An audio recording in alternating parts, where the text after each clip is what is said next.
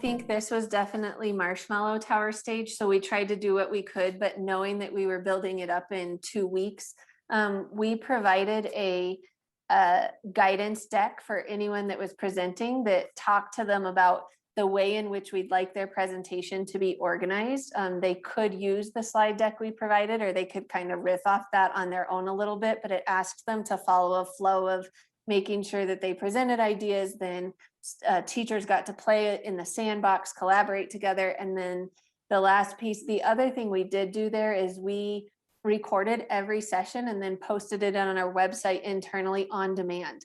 The beauty about that is we are able to track the analytics, and people are still going back and watching things from January 4th.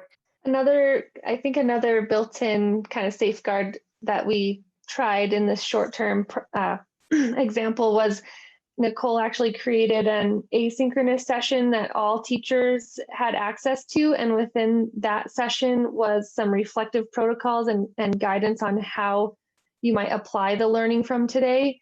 So hopefully that kind of also provided a common language around what we want to bring to the surface, what's most important to us and what's most applicable. And I think that maybe helped a little bit as well. Yeah, and I would add one other piece I forgot we did is each site-based principal was asked to host a reflective session after they had gone through that district PD, where they were given protocols to choose from to facilitate that with their staff, but then they could put back anything that came out of that the district might need to respond to. But also our teacher leaders, we leaned into principals and said, who would you bring forward to try to vet that way as well? And colleagues, like when we got a teacher leader to come forward, do you know someone else that's doing this? It helped in some regards that some of them were pretty technical. So there wasn't, in those pieces, it's like, this is how you use Schoology in this way, and this is a good organizational piece for it.